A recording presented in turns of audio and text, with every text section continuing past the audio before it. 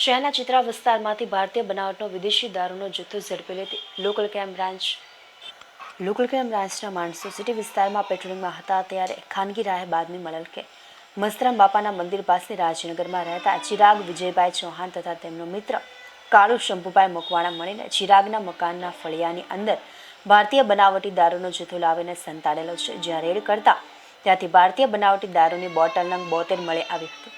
જ્યારે રેડ દરમિયાન બંને વ્યક્તિઓ હાજર મળી આવ્યા હતા અને તેમની પાસેથી 2 મોબાઈલ મળીને કુલ કિંમત ₹48,660નો મુદ્દામાલ પકડી પાડ્યો હતો અને તેમની સામે કાયદેસરની કાર્યવાહી હાથ ધરી હતી।